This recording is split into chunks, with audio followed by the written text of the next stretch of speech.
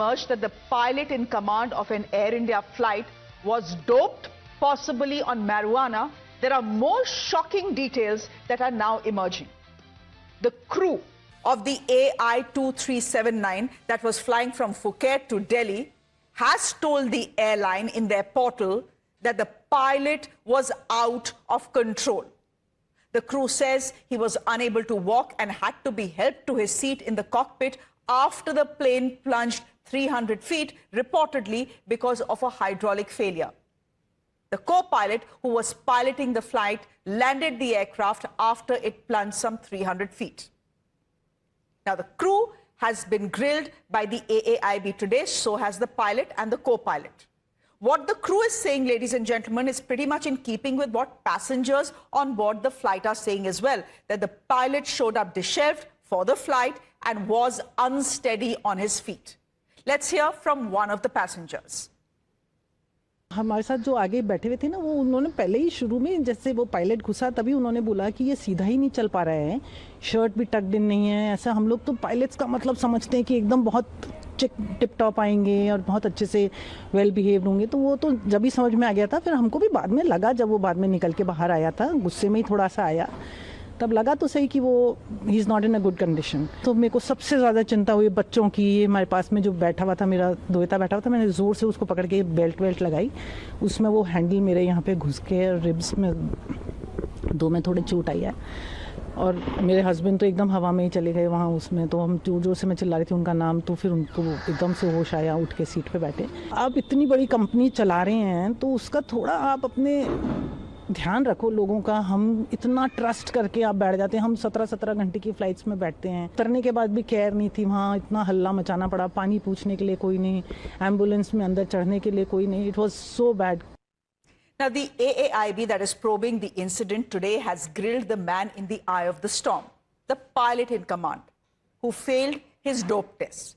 Now, reportedly, marijuana is the substance he had smoked up. In his defense, the pilot has told the AAIB that he had a sleeping problem and was on prescribed medicines for the same, for his sleeping problem.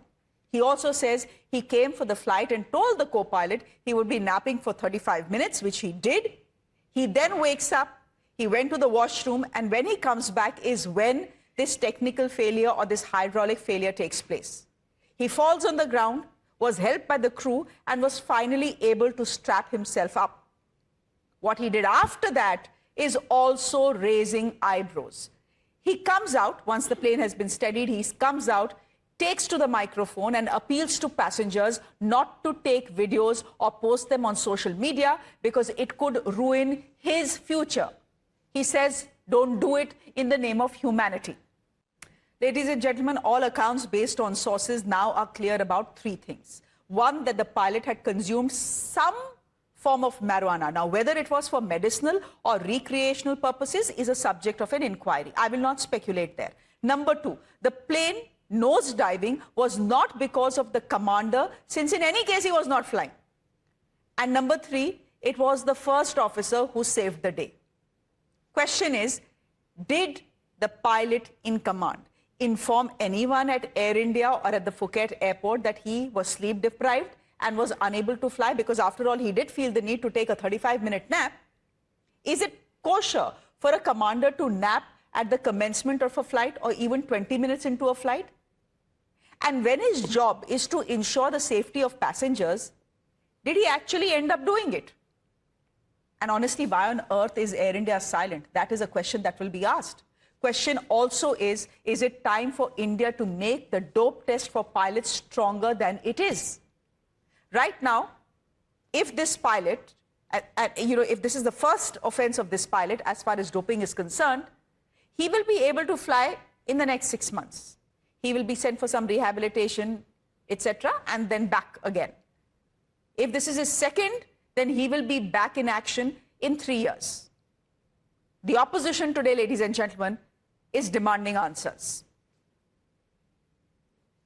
That the pilot in Indian Airlines has tested positive with this type of test, and the demand that Civil Aviation Minister Ram Naidu must intervene, and strict action against those people who are involved should be should be done. No excuse should be given to Indian Airlines. Do you think the rule should be revised as far as drug testing of pilots is concerned? It's a very serious thing, and we should not. There should be no relaxation. It should be strict. Rules should be followed, and because the criminal breach of trust by Air India. I mean, their processes and procedures are so weak that a pilot who was high on marijuana was allowed to commander a flight, and they must be booked for endangering the lives, criminally endangering the lives of so many passengers. And the government must levy exemplary punishment on all those involved in the management of Air India and the pilot itself.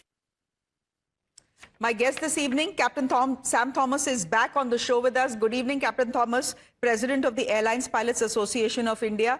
Wing Commander Sharath Panikkar is an aviation expert, himself a pilot. Thank you, Wing Commander, for joining us.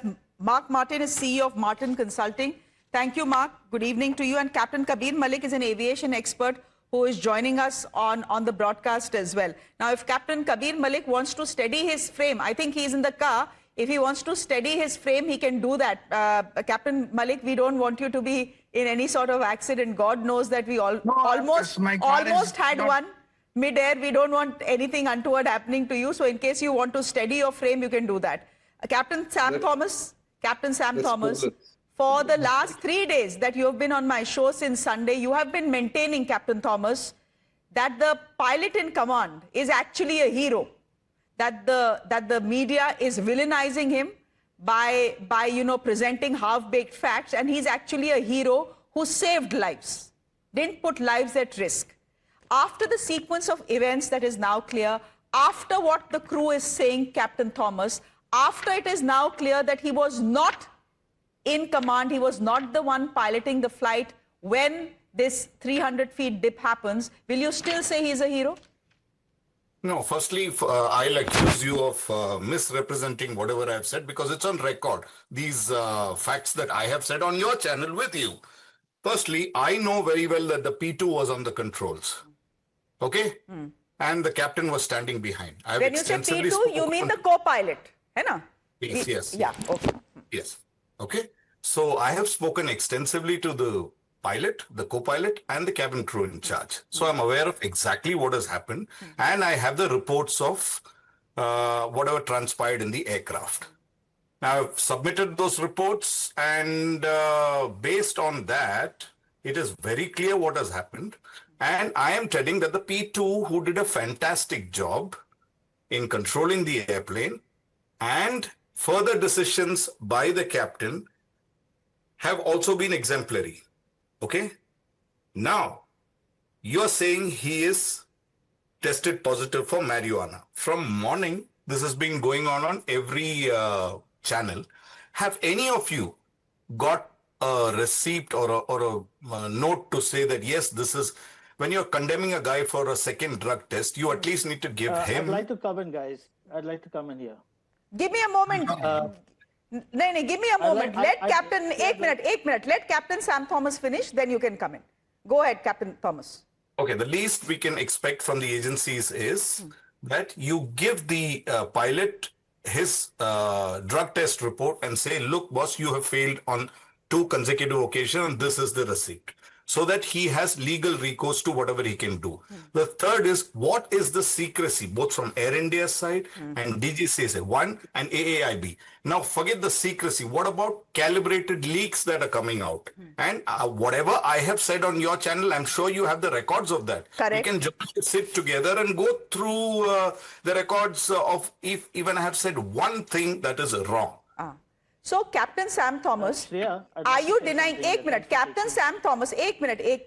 Mark, I know you want to come in, but Captain Sam Thomas, can I ask you, is it kosher for a pilot in command to show up, tell his co-pilot that, look, I'm sleep deprived and I'm going to take a nap for 35 minutes, you be in charge. I'm just asking you, I'm not a pilot, you are a pilot. I don't have, I don't have the experience that you do. But even before a flight starts, you come in sleepy and you say, hey, you be in charge for the next 35 minutes and then I'll see what I need to do. And since you've been speaking to the pilot, did he tell anyone at Air India that he has a sleeping problem and that he's taking this medication which possibly has marijuana? No, one by one. First, the law allows him to take something called a controlled rest. Correct. He can take it at any time, 40 minutes, followed by 20 minutes of getting back to duty. Okay, getting back to your seat. That's what the law of controlled rest is. Now, does he need to call Air India and say, I'm feeling sleepy? That's not happening. Okay, that is one. Now, is he on medication? He has put it in his report that yes, he has some sleep. The report says that he has been consuming sleeping tablets, sleep deprivation. I know thousands of pilots who are sleep deprived. Some take medication, some do not take medication. Okay, now, has he consumed marijuana? I don't know. You show me the report that he's consumed marijuana, fine. We take action as per the law. And unlike what you said, there are two rules, one by DGCA, one by Air India. Air India clearly says if you are positive on any substance and there is substance abuse detected, you are terminated forthwith. These are the two rules. Okay. Mark Martin wanted to come in. Mark, come in here. Hi, hey Shreya, listen, first up, I think Sam talking to the crew and discussing this in the absence of proper regulation, that's obviously a little unethical. If there's why does the pilot have anything to hide, and why talk to the union, the head of the unions? That's the first doubt. The second, I want to say very clearly, and let's not digress here, guys, I call a spade a spade. If you were inebriated, if you were drunk, if you were intoxicated, report sick, don't fly. Don't endanger the life of 180 passengers on board. The second is we need to stop this bullshit which is being spread. This speculation, this garbage, false information, it has to stop now. We're talking about technical issues. I'm qualified on the Airbus A320 and I'll challenge anybody. You've got three hydraulics. You have a yellow, you have a green and a blue. A yellow is left. Your green and yellow are left and right engines, and your blue is redundant. There's no chance in hell all three hydraulics will fail. I saw the post-flight report. I can tell you this, Shreya, very clearly. What it looks to me is one of the guys was so inebriated that if you look at the post-flight report, what's been circulated on WhatsApp and with everybody right now is that engine one, clearly, one generator has been brought down. That's triggered a complete low pressure everywhere. What I see happening here is very clear. One of the guys is inebriated. He's lost consciousness. He's lost control. He's fallen on the throttle lever. He's inadvertently, moved the side stick, disconnected the autopilot. One throttle lever has gone back. It's very, very clear. And what surprises me is how everybody's coming to an assumption without focusing on the technicals here. I dare Air India, release that DFDR recording, release the DFDR transcript, release the CVR. I want to know what happened. The CVR will bring out the truth. Why aren't we bringing out the CVR? And this, I think we need to stop this protectionism. I supported pilots. My dad was a pilot. I've been a pilot. My granddad was a pilot. I'll support and protect a pilot to the point when he is right. But when there's something is explicitly wrong, it has to be the strictest, sternest action. Now, granted, we all make mistakes, we all screw up, but not at the cost of safety under any circumstances. And you can't do a drug test before you take off. It's a urine test or a swab test or a blood test. You need to wait for the test result to come out. But if this guy had a problem, if he was under the influence of drugs or alcohol, report sick. It's the airline's problem to find another pilot. Delay the flight, 12 hours, 15 hours. Who cares? As long as we're not going to see the situation again. And by bringing two elements, Shreya, we are now trying to override this technical. Initially, but two things happened on the flight. The fact is that this flight was particularly ill-fated. Two things did happen.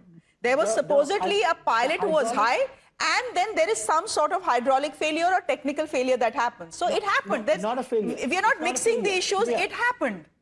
It's not a failure.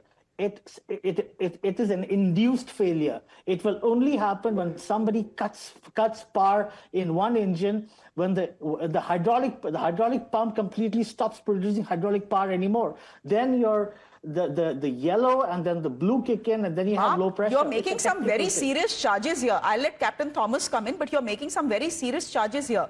Based on... I'm saying this on record. You're saying it on record, but what are you basing it on? Because you are saying the pilot was so out of control that he's the one who messed up and ensured that what happened happened. Recorded.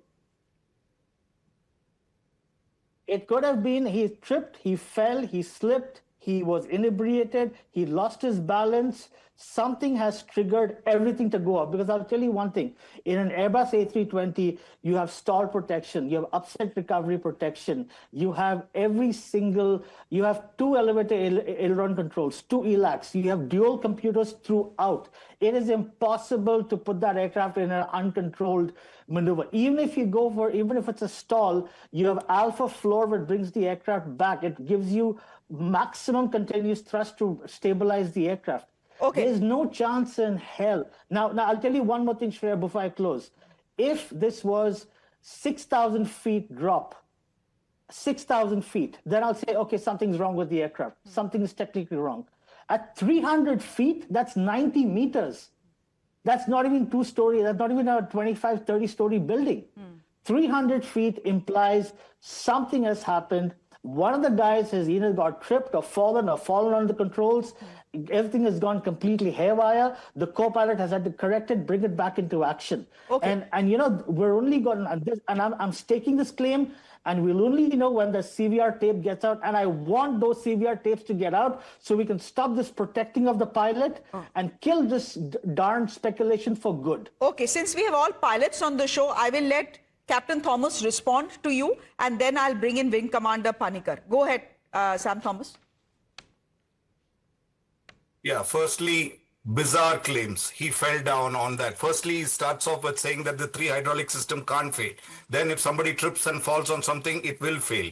So let's wait for the, whatever the indications. The aircraft cannot print out. There's something called a PFR.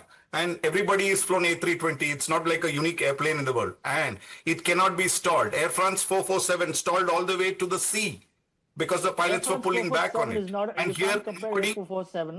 No, please don't distract this, Sam. Air France 447 was a A330. That was because of extreme icing. Don't confuse the two, please. If you want to go factual, talk factual, stick to the A320. We're talking about summer operations, and there's no chance you're going to have severe icing like 447. So don't bring 447 to this. Don't deliberately try and confuse the discourse. Stick to the discourse. Okay, Martin. Let him respond now, Martin. Go ahead, Captain Thomas. I am making my point, and let me make my point. Okay, I have made it based on the PFR and the filed by the pilots. And secondly, what is unethical about talking to the union? You can say it's unethical, but finally we are the ones who have to give them a fair opportunity. We are nobody give them an opportunity, yes. But Captain Thomas, giving a fair opportunity is not the same as giving a clean sheet. Captain Thomas, you essentially are giving the guy a clean sheet. You are saying, how do you know he was on marijuana? Now, the point is, neither has DGC has spoken, neither has AAIB spoken, neither has Air India spoken. So, as you're correctly putting it, these are all leaks that are coming in. No. We can dismiss them as leaks, but can we give a clean sheet just because these are leaks and no one is speaking officially? Even in the last program, I said I have not given a clean sheet. You are the only one saying I gave a clean sheet. I'm saying if the guy is guilty, give him his report and say you're guilty, you're terminated. Bye. No. That's what Shreya, I'll just say one thing. Shreya, I'll just come in here. It's not about somebody being guilty or innocent. It's about waiting for an investigation to come out. That's number one.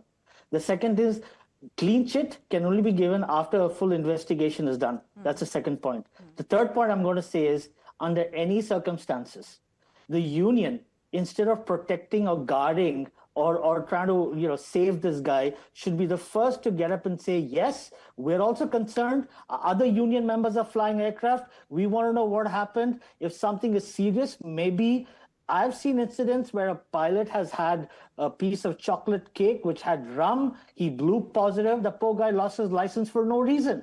There's a very thin line between being innocent and guilty in this. It's not about throwing the book at somebody and destroying his life for good. It's about giving everybody a fair chance of investigation. And all that we've seen from the union, and I'll say this on record, ever since this incident broke out, is protecting, passing a false narrative out there, speculating. Why are we speculating? Does anybody have the CVR tape? Does anybody have the flight data, the DFDR tape? Who has it? Nobody. Why are we speculating? And and all the contrary, I respect Sam Thomas because I've been working with him on this 787 Air India crash.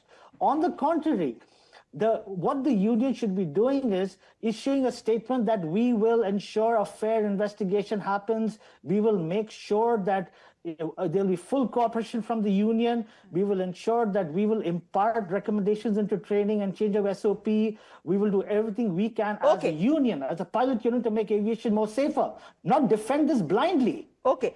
Wing Commander Sharath Panikkar, is the Pilot Association defending the pilot blindly given what the passengers have said, given what the crew has said, and given the way the pilot behaved after the plane was steadied?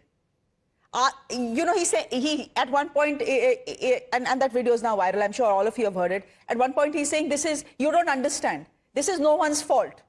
Don't take pictures, don't take videos, don't put it on social media in the name of humanity. This will ruin our future, etc., etc.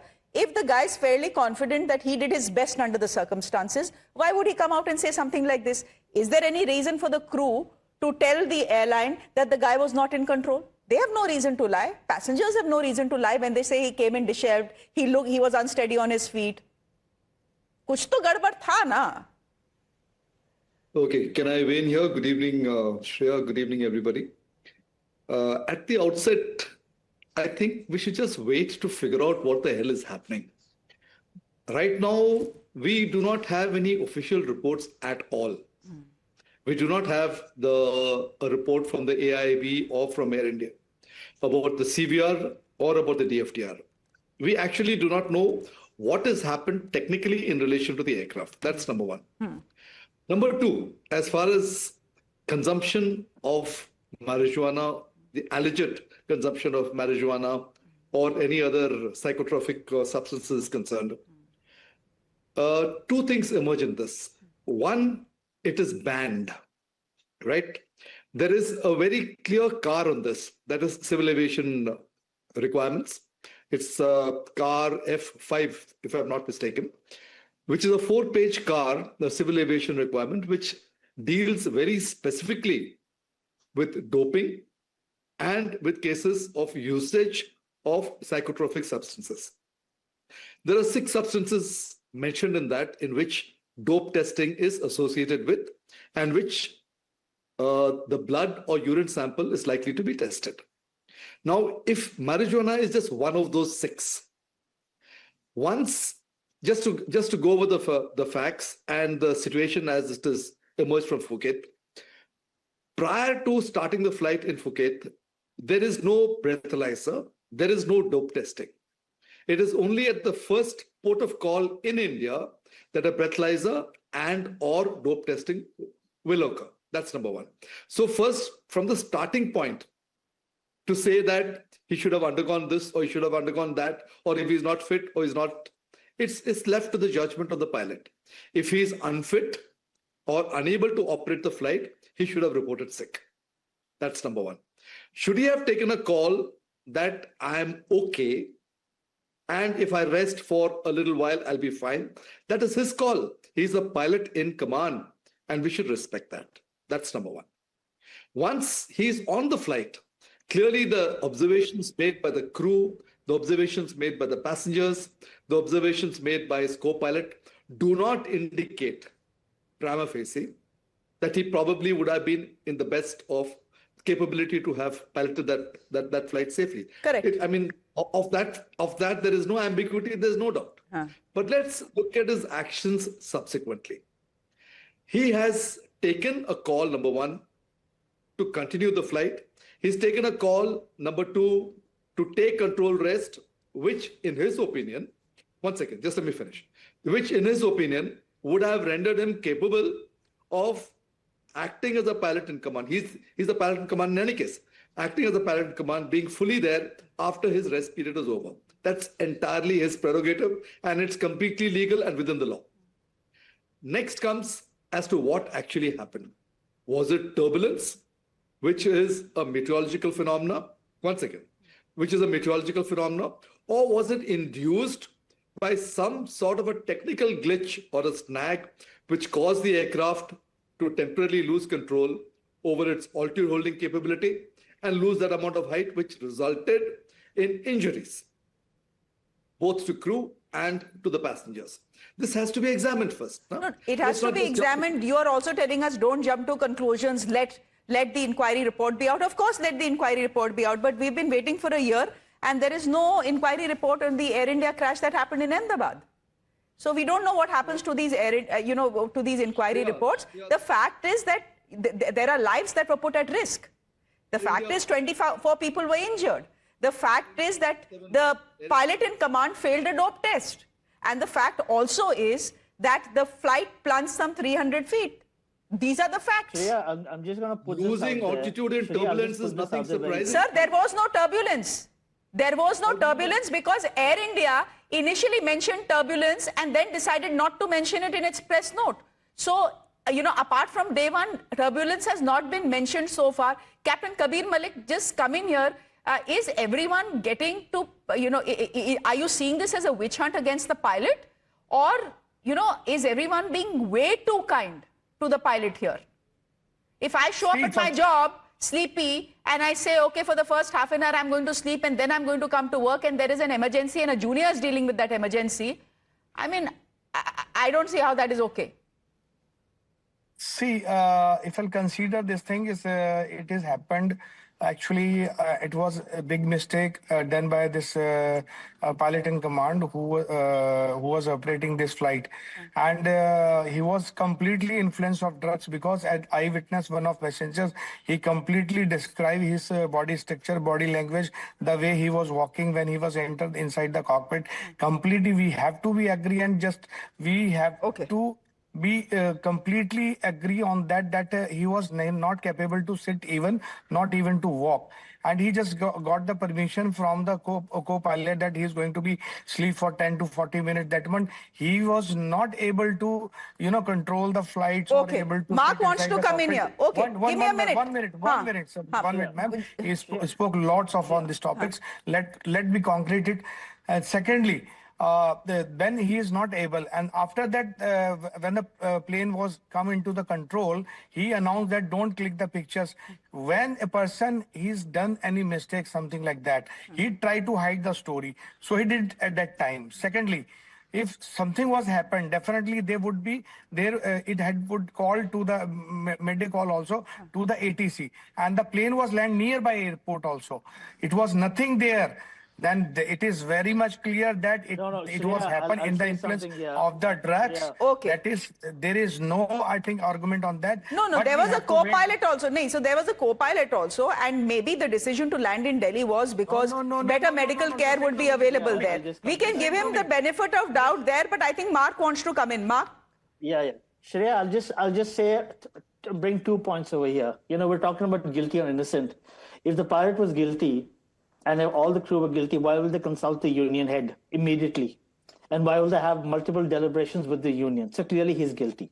Second is, if the technical failure or the faults was so severe, Shreya, when you're coming inbound into Bhubaneswar, I've got Cuttack, I've got Bhubaneswar, I've got Kolkata, I've got Chennai. If my emergencies on board was so severe and, oh my God, Airbus is a lousy aircraft with all hydraulic failure, why didn't I divert in Bhubaneswar, Cuttack? I could have diverted it to Patna, to Calcutta, to Chennai. I had airfields around me. Why didn't I divert? Answer that question, all of the captains on board. You go over here. You're all pilots. Answer the emergency was so severe. Mr. Thomas? Clearly, the pilot knows what went wrong. The pilot knows it's nothing to do with technical. Something has happened and everything being switched off is inadvertent. And the co-pilot has corrected it. The Airbus A320's got redundancies on board. That was safe enough enough safety on board, enough safety envelope for the pilot to say, okay, we will continue flight to Delhi. Why did he fly to Delhi when he had people sick on board? If he landed in Bhubaneswar or Kolkata, the medical support would have been much faster. The fact that he flew on to Delhi, and I don't think, I will bet my top dollar, I don't think anybody from OCC on A cards or on corporate frequency called him and told him, don't land anywhere, come straight to Delhi. I don't think that happened. This was a decision by the captain. And he took it for a reason, because he was protecting himself, and I've said that on record. Okay. Sam Thomas, respond to that. I have 20 seconds to wrap the show. No, you take the 20 seconds also, and because this is something that he has cooked up on his own. There is no proof of anything. He is willing to stop dollar. I am telling you, go by the data. And the decision making of a captain. And he is in contact with IOCC. He's in contact with ATC. He took a decision at that time, given the resources he had, that he needs to come to Delhi. Delhi would give him better medical treatment than Bhubaneswar or some. Sam, then Captain Sam, then please tell me, you've seen the video. I've shown that to you yesterday. I've shown that to you today as well. Henna, please tell me, why is a man who is not guilty, and why is a man who thinks he did the best he could under the circumstances telling passengers, video mat banao, baat ka batangad hoga, my future will be ruined. Please tell me, if he is not guilty, why would he come out and say something like that? I mean, honestly, the first thing you need to do is ask passengers whether they are okay, etc. In return, what do you have? A guy who's trying to save himself, right? One minute. Just don't jump the gun. He's gone up to the passengers. He's spoken to them. They've all made fun of him. Some of them have fought with him. And then he made a stupid mistake of making that announcement. He don't take the, and he also admits that. He also admits, I made a stupid announcement. Barring that, other than his stupid announcement, if you're going by passenger version, there's a passenger who came and said the plane was inverted as well. Why don't you go by that? If you're going only by passenger, opinions, first of all, it's not a discussion item between captain and the passengers as to where I should land. And I'm glad this is on record, because I'm going to bring this out. If it is such a minor drug case of the captain, you think AEB and Airbus will land up in 2 days to join the investigation? Okay. If proof to you that no. Case, and I think we've heard all views. It was important to hear all views. We've heard all views. We'll see how the investigation progresses, and I hope there is some degree of transparency, more than anything else, from Air India. Please tell us what happened. AIB, please tell us what happened. DGCA, tighten your rules, but before that, please tell us what happened. Because if you don't tell us, there will be speculation. We'll leave it there for the moment. Captain Thomas, thank you very much for joining us. Mark Martin, thank you. Wing Commander Panikkar, thank you. And thank you to Captain Kabir Malik for joining us as well. On that note, ladies and gentlemen, a quick break. News and updates continue. Do stay with us.